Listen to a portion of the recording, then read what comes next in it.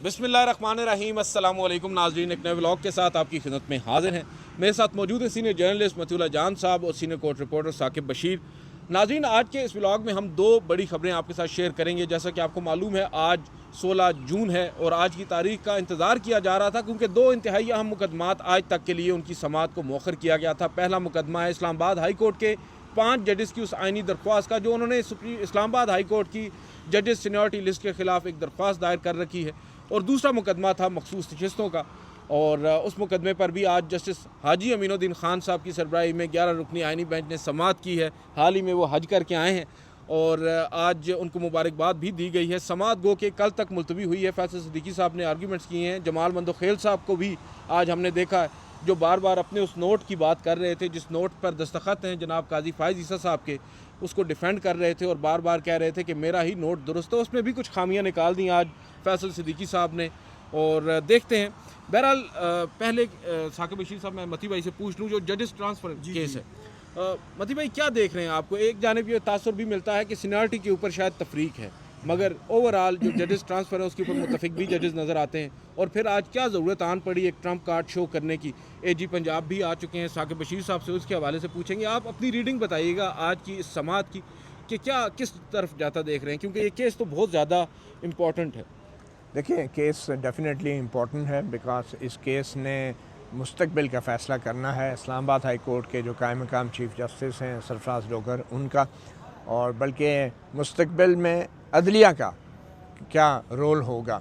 तो ये जजेस ट्रांसफ़र केस आप जानते हैं अच्छी तरह, इसकी पहले कोई मिसाल नहीं है। ये पहली मरतबा हुकूमत ने आइन के आर्टिकल 200 का इस्तेमाल किया है। तो आज एडवोकेट सलाउद्दीन अहमद ने इस्लामाबाद हाई कोर्ट के जो जजेस हैं उनके बिहाफ पे जो है दलाइल अपने दिए, और उन्होंने ये कहा कि जो आर्टिकल 200 है उसका ताल्लुक जो है सूबे के अंदर parent high court, principal seat और दीगर बेंचेस में तबादले से इसका कोई ताल्लुक नहीं है। और इस सिर्फ़ और सिर्फ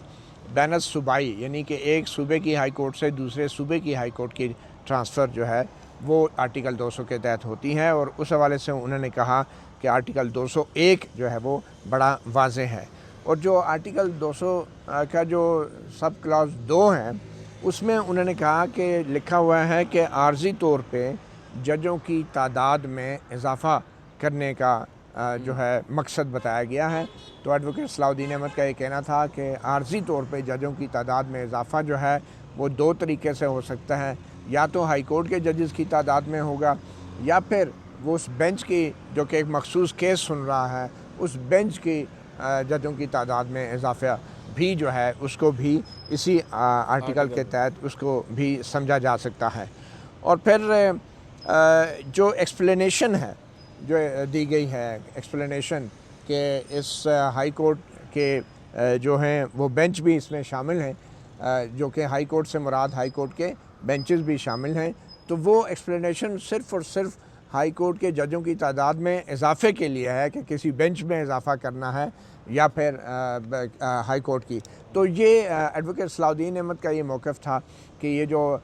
तबादले हैं ये आर्जी तौर पे किए जा सकते हैं, और किसी हाई कोर्ट के बेंच में एक मखसूस केस के अंदर कोई जज जो है एक्सपर्ट जज चाहिए हो, या फिर कोई ऐसा जज चाहिए हो जो गैर जानिबदार हो और उस सूबे का जज जो है वो फैसला ना कर सकते हो, तो वो उस बेंच की जजों की तादाद में इजाफा, ये एडवोकेट सलाउद्दीन अहमद का था। वो बज़ाहिर ये कहना चाह रहे थे कि ये जो तबादले हुकूमत ने किए हैं आर्टिकल 200 के तहत एक सूबे से दूसरे सूबे में, तो ना तो उनमें ये वजह बताई गई है कि क्या ये किसी मखसूस बेंच की तादाद उसमें था, और ना ही उन्होंने ये वाज़े किया है कि इसका पर्पज़ क्या था। तो एडवोकेट सलाउद्दीन अहमद ये कहना चाह रहे थे कि ये तबादले जो हैं ये आइन की जो मंशा है उसके मुताबिक नहीं किया गया। और वैसे भी ये बहुत पहले भी बात हो चुकी है कि जितने भी कंसल्टी हैं, जो 2 हाई कोर्ट के चीफ जस्टिस साहिबान हैं, जो सुप्रीम कोर्ट ऑफ पाकिस्तान के चीफ जस्टिस ऑफ पाकिस्तान हैं, या जो मुतल्लिका जज जिनको तबादला किया जा रहा है उनकी रजामंदी है, इस सारे अमल के अंदर कहीं भी कोई मखसूस वजह नहीं बताई गई, और वो टर्म्स एंड कंडीशन भी उनकी तफसील नहीं बताई गई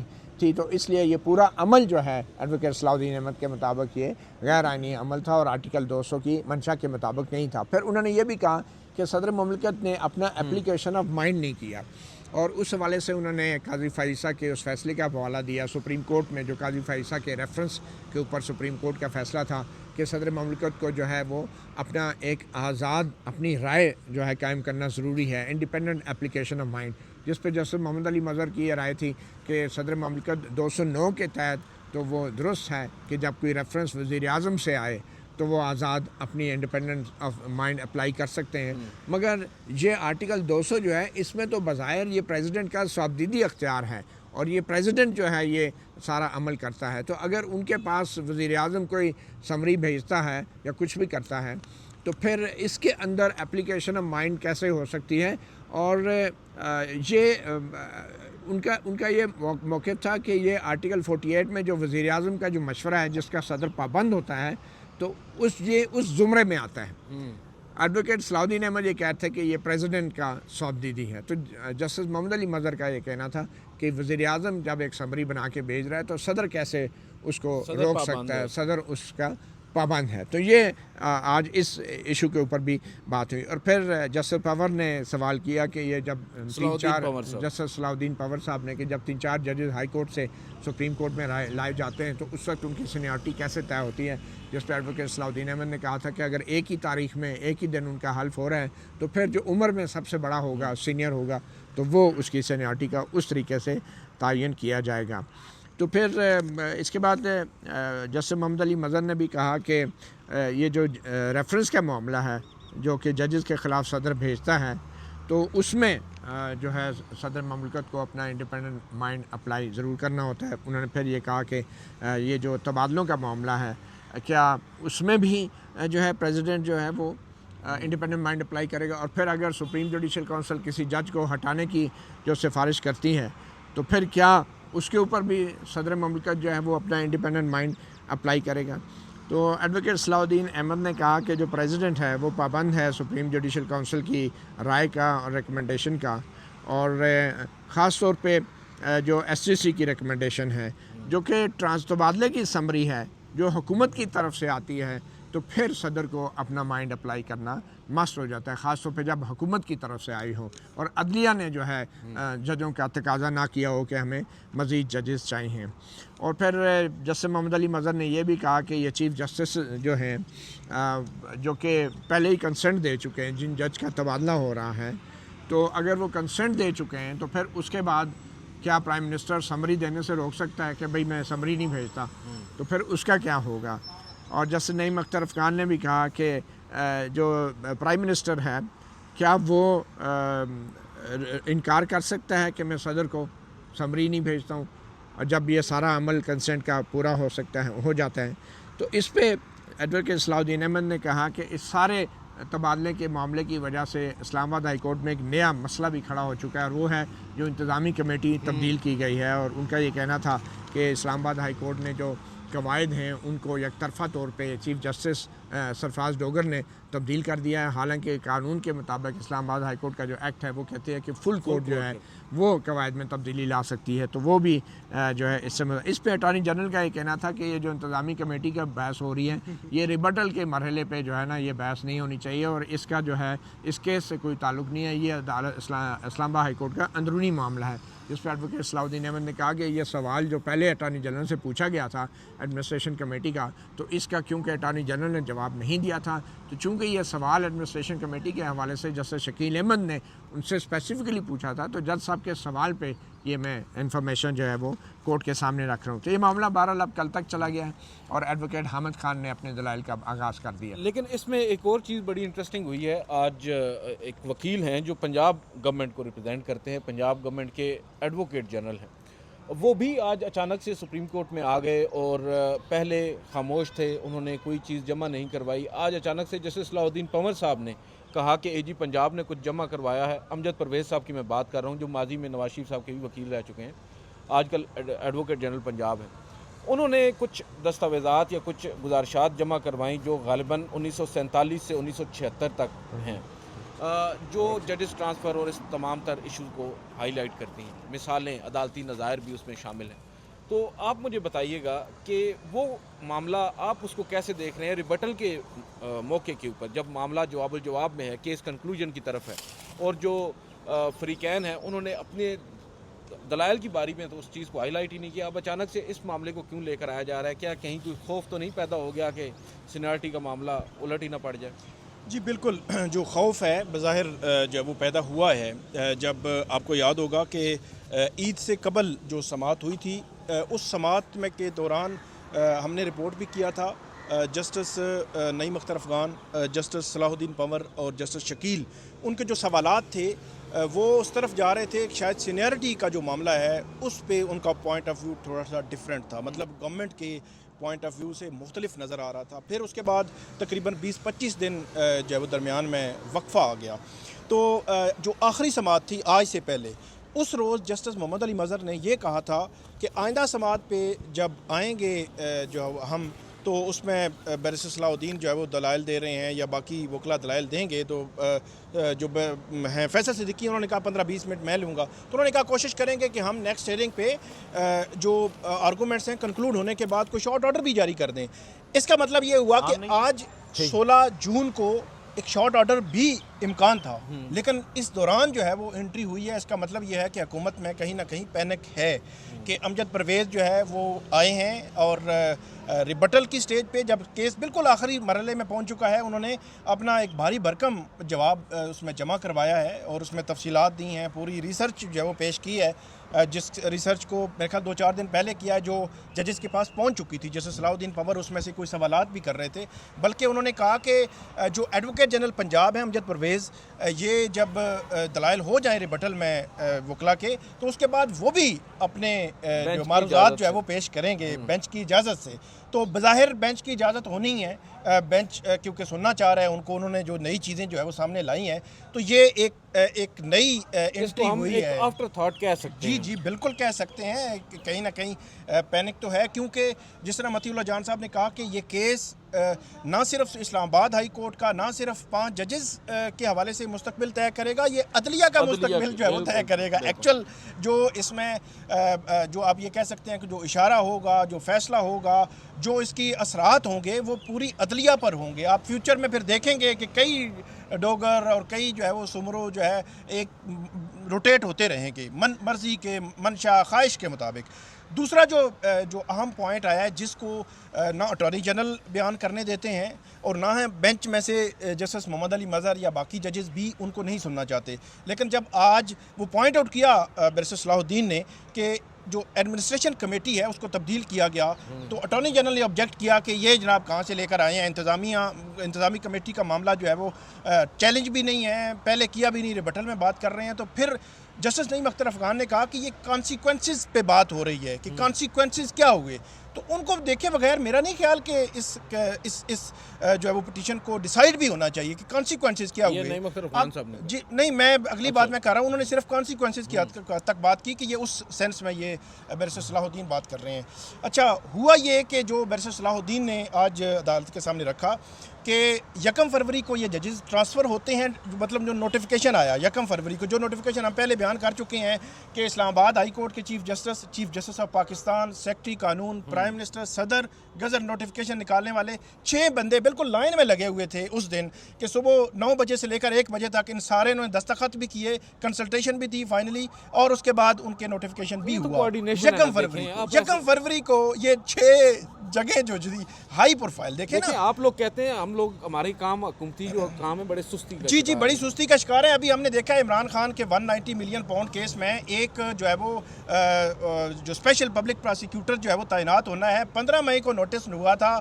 کس کو، نیب کو. آج پھر جو ہے وہ 16 جون آ چکی ہے، 1 ماہ اور 1 دن 31 دن ہو چکے ہیں، ابھی تک وہ خیر سے اپوائنٹ نہیں ہوا. اور نیب کی بلڈنگ جو ہے اسلام آباد ہائی کورٹ کے ساتھ ہے. تو میں اس تناظر میں کر رہا ہوں کہ جو کام کرنا ہوتا ہے آپ نے 4 گھنٹوں میں اپنے chief justice of Pakistan Haji justice یحییٰ آفریدی صاحب کو بھی لائن پہ رکھا، جسٹس عامر فاروق صاحب کو بھی لائن پہ رکھا، پرائم منسٹر اور صدر کو بھی لائن پہ رکھا اور کر دیا. 1 فروری کو نوٹیفیکیشن ہوتا ہے، 2 فروری کو اتوار سنڈے کا دن تھا، چھٹی تھی. 3 فروری کو صبح 9 بجے یہ ججز جو ہے وہ آتے ہیں. وہاں پہ اپنا جو ہے وہ کارروائی شروع کر دیتے ہیں, کیسز سنتے ہیں, 2-2 4-4 کیسز سنتے ہیں. فکر کریں سنڈے کو نہیں آ گئے. تو جسٹس عامر فاروق صاحب جن کو بہت ہی کو جلدی تھی مجھے لگتا ہے, انہوں نے فوری طور پر جو ایڈمنسٹریشن کمیٹی ہے وہ توڑ ڈالی, جس میں جسٹس کیانی اور جسٹس میاں گل حسن اور اورنگزیب کو سائڈ لائن کر دیا گیا. پہلا دن انتظامی کمیٹی جس کو ہم نام دیتے ہیں, مطلب اسلام آباد ہائی کورٹ کی انٹرنل ورکنگ کو اس نے دیکھنا ہے, اور لاہور ہائی کورٹ کے 15 نمبر کے جج کو آپ لائے ہیں, پہلا دن ہے اس کا, اور ایک 26 نمبر یا 28 نمبر کے جج ہیں سندھ ہائی کورٹ کے, ان کو آپ لائے ہیں. وہ انٹرنل ورکنگ کو پہلے دن ہی دیکھنا شروع کریں. عامر فاروق صاحب کو اتنی جلدی تھی, جسٹس عامر فاروق صاحب کو, میرا یہ خیال ہے کہ چیف جسٹس عامر فاروق نے وہ اپنا سکور سیٹل کیا. وہ جو ٹیریان وائٹ کیس میں آپ نے دیکھا سنا, 6 ججز نے خط لکھا, پھر 6 ججز نے پورا چارج شیٹ کیا جسٹس عامر فاروق صاحب کو, اور اس کی بنیاد پر ان کے خلاف ریفرنس بھی آیا. تو وہ ساری چیزیں انہوں نے کہا کہ میرے خدمات کے پیش نظر ان دنوں جب یہ ٹرانسفر ججز کا معاملہ چل رہا تھا, ان دنوں یہ ان کی نامینیشن جا چکی تھی جوڈیشل کمیشن آف پاکستان میں. 3 فروری انہوں نے تبدیل کیا. کیا اس کانسیکوینس کو سپریم کورٹ کے اس بینچ کو نہیں دیکھنا چاہیے؟ میرا خیال ہے ضرور دیکھنا چاہیے. پھر کیا ہوا, انہوں نے کہا کہ انہوں نے آرٹیکل 208 ہے آئین کا, جس کے تحت جو رولز میں آپ نے اگر تبدیلی کرنی ہے تو وہ جو ہے وہ اتھارٹی کرے گی. اتھارٹیز ڈیفائن کیا ہے, آرٹیکل پتہ نہیں 192 ہے اس میں, کہ اتھارٹی ہوگی چیف جسٹس اور پلس ہائی کورٹ کے ججز. مطلب اسلام آباد ہائی کورٹ کی اگر رول تبدیل ہونے ہیں یا ان میں ترمیم ہونی ہے, پرانے منسوخ ہونے ہیں, نئے آنے ہیں, تو اس میں chief justice plus high court کے ججز ہوں گے. یہاں پر جج کہتے ہیں ہمیں پتہ ہی نہیں ہے. مطلب اندازہ لگا لیں کہ جسٹس بابر ستار نے یہ لکھا ہے کہ یہ شرمندگی کا مقام ہے کہ ہمیں آ کر کوئی کہے کہ آپ نے آرٹیکل 208 کی خود خلاف ورزی کر رہے ہیں اور آپ نے جناب دوسروں کو آئین سکھا رہے ہیں. تو اس شرمندگی سے بچنے کے لیے اس کو دیکھنا چاہیے. تو جو کانسیکوینسز کی بات کی گئی ہے کہ رولز میں تبدیلی کر دی گئی, ایڈمنسٹریشن کمیٹی میں تبدیلی کر دی گئی, ججز جو پرانے ججز سے تمام ان کو جو ڈسٹرکٹ جوڈیشری کے اوپر جو ججز تھے ان کو ہٹا دیا گیا. یہ ساری چیزیں کانسیکوینسز ہیں اور یہ مزید بڑھ رہے ہیں, ابھی رکے نہیں ہیں. تو اس لیے ان کو دیکھنا چاہیے کہ یہ کیوں جو ہے وہ اتنے معاملات اتنے اس اچھا پہنچ چکے ہیں. میں اس میں ایڈ کرنا چاہوں گا, وہ انگریزی کا کہاوت ہے نا کہ head you lose tail I win, یعنی وہ کیا کہتے ہیں, جت میری تھے پٹ مطلب ہر حال میں وہ کہتے ہیں نا کہ ہاروں تو پیا جیتی ہوں تو تجھے پاؤں, ہاروں تو پیا تیری. تو 26ویں آئینی ترمیم میں انہوں نے جوڈیشل کمیشن بنایا جس میں حکومت کو اکثریت دے دی, اور دوسری طرف اب اس بات کو یقینی بنایا جا رہا ہے تبادلوں کی اس تشریح کے تحت, آئین کی تشریح کے تحت, کہ اپنی مرضی کا چیف جسٹس لگا لیں, اور پھر اس ہائی کورٹ میں اگر مرضی کا نہ ہو تو آئینی بینچ بنا دیں, اگر مرضی کا ہو تو آئینی بینچ کی بھی ضرورت نہیں ہے. تو اب یہی ہو رہا ہے نا. ایڈوکیٹ صلاح الدین احمد نے ایک بڑی خاص بات کی, اور وہ بات یہ تھی کہ اس میں صرف تبادلہ شدہ ججوں کا یا دوسرے ججوں کا مسئلہ نہیں ہے کہ جن کی سینیارٹی متاثر ہو رہی ہیں, بلکہ اس میں تو ان ججوں کا بھی مسئلہ ہے کہ جس کورٹ سے لائے گئے ہیں یہ ججز. مثال کے طور پہ اگر جسٹس سرفراز ڈوگر کو لاہور ہائی کورٹ سے لایا گیا ہے, تو لاہور ہائی کورٹ کے جو سینئر ججز تھے, جو جسٹس سرفراز ڈوگر سے سینئر تھے, وہ بھی ان کی بھی 14 ججز سینئر تھے, ان کی بھی تو خواہش تھی نا کہ وہ اسلام آباد آ کے جلدی چیف جسٹس لگ جائیں. کیا ان سے پوچھا گیا؟ کہ ان سے پوچھا گیا, وہ بھی متاثرہ ہیں, اور جس ہائی کورٹ میں یعنی اسلام آباد ہائی کورٹ میں ان کو لایا گیا ہے وہ ججز بھی متاثر ہیں جن کے سینیارٹی متاثر ہوئی ہے. اور پھر جو تبادلہ ہوا ہے جن کا ان کو جو فائدہ ہو رہا ہے, اور ظاہری بات ہے جس جج کو فائدہ ہوگا وہ نہ کیوں کرے گا, وہ تو کہے گا میں تو جاؤں گا اسلام آباد دیکھنے, سونا شہر ہے. تو پھر مسئلہ یہی ہے کہ یہ تینوں فریقین جو ہیں ان کے حوالے سے سپریم کورٹ نے اب فیصلہ دینا ہے. اور سب سے امپورٹنٹ بات یہ ہے کہ عدلیہ جو ہے اس کی آزادی جو ہے, سینیارٹی اگر یہ تشریح تسلیم کر لی گئی آرٹیکل 200 کی, تو پھر جو بچی کچی کسر رہ گئی تھی میرے خیال میں پھر 27ویں ترمیم کی بھی ضرورت نہیں رہی. اصل میں ایک اور چیز ہے, جسٹس محمد علی مظہر جو ہے وہ جب سوالات کر رہے ہوتے ہیں تو ایسا لگتا ہے کہ وہ بھی آرگومنٹس چل رہے ہیں, دلائل چل رہے ہیں ان کے. دیکھیں آپ ان کو دیکھیں, 2 مختلف بینچز میں وہ بیٹھے ہیں, 2 انتہائی عام مقدمات میں, اور بڑے تابڑ توڑ ان کے. نہیں, وہ بلکہ مخصوص نشستوں کے کیس میں جسٹس محمد علی مظہر کہہ رہے ہیں کہ جو مخصوص نشستوں کا کیس تھا اس میں جسٹس محمد علی مظہر کہہ رہے ہیں کہ پی ٹی آئی تو ہمارے سامنے ہی نہیں ہے, ٹھیک ہے, وہ ہمارے پاس کوئی شکایت لے کے نہیں آیا کہ ہمیں الیکشن کمیشن یہ نہیں کرنے دے رہا. اور یہاں پہ اسلام آباد ہائی کورٹ کے 5 ججز آئے ہوئے ہیں. حالت یہ ہے مخصوص نشستوں کے بینچ کی کہ ان ججز کا جو خط تھا جس میں خفیہ اداروں کے اوپر الزامات ہیں وہ خط تک نہیں پڑھنے دیا. پھر اس کے بعد جو انہوں نے ایک اور اسٹیٹمنٹ جمع کروائی تھی ججز نے وہ بھی نہیں پڑھنے دی گئی. تو یہ تو حالت ہے. آج جو کانسیکوینسز جمع کروائے ہیں وہ نہیں, ان کو اس طرف نہیں جا رہے کہ یہ آپ ہمارے سامنے چیلنج نہیں کیا ہوا تو اس لیے اس پہ جو ہے وہ آپ جو بات نہ کریں. یہ مطلب عجیب صورتحال ہے. تو میں یہ کہہ رہا تھا کہ یہ جسٹس محمد علی مظہر صاحب جو ہے وہ آرگومنٹس میں ہی اپنے دلائل بھی دے رہے ہوتے ہیں. وہ جو سوالات ہیں ان کے سوالات ہیں جو آپ نے یا ہم نے جو کانسیکوینسز کی ہم بات کر رہے ہیں, وہ کہتے ہیں جی chief justice of Pakistan Haji justice یحییٰ افریدی صاحب نے جو ہے وہ کنسلٹیشن دی ہے اور انہوں نے ایسا نوٹ لکھا ہے کہ تاریخی نوٹ لکھا ہے کہ جناب یہ ججز جو ہے وہ صوبوں سے آئے ہیں اور اب جو ہے وہ یہاں پہ پتہ نہیں کون سا گلدستہ بنے گا. پھر جسٹس عامر فاروق نے بھی کنسلٹیشن دی ہے, فلاں جج نے کنسنٹ بھی دے دی ہے, یہ صرف حکومت نے تو نہیں کیا. مطلب ان کا وہ پوائنٹ اس سے وہ آگے پیچھے ہو ہی نہیں رہے کہ یہ کانسیکوینسز جو جن کی ہم ہمیشہ سے بات کرتے ہیں کہ عامر فاروق جو ہے جسٹس عامر فاروق جن کی نامینیشن پہلے بھی ہم نے بات کی, نامینیشن جا چکی تھی تقریباً میرے خیال ہے 24 یا 25 جنوری کو, اور تقریباً 27 جنوری کو یہ پروسیس شروع ہوتا ہے اور 10 فروری تک پورا ڈیلیور کر کے جسٹس عامر فاروق صاحب ہینڈنگ ٹیکنگ اوور پوری کر کے. ویسے ایک مجھے ہنسی آتی ہے جب یہ کہا جاتا ہے کہ چیف جسٹس یحییٰ افریدی اسلام آباد ہائی کورٹ کو ایک گلدستہ سمجھتے ہیں. اب میاں گل کے بغیر کو کیا گلدستہ ہوگا, مجھے یہ بتائیں. گل کو نکال دیا آپ نے بیچ سے تو کون سا گلدستہ ہوگا, پر پیچھے یہ بل دستہ رہ گیا, گلدستہ نہیں ہے. آپ ادھر بل کے ہاتھ میں دسترس میں ہے جو بھی ہوگا, اور بل آپ کو پتہ ہے ہمارے ملک میں کون ہے. بہرحال دیکھتے ہیں ناظرین, آپ نے دیکھا یہ جو ہمارے دونوں سینئر کولیگز ہیں انہوں نے آپ کے سامنے رکھا ہے ججز ٹرانسفر کیس یا ججز جو سینیورٹی لسٹ کا معاملہ ہے, اس کے اوپر اب بہت ساری چیزیں ہیں جو کھل کر سامنے آ رہی ہیں, اور جو ایفیکٹ ہے اس کا رائٹلی سو اب یہاں پر یہ بات بالکل واضح ہو رہی ہے کہ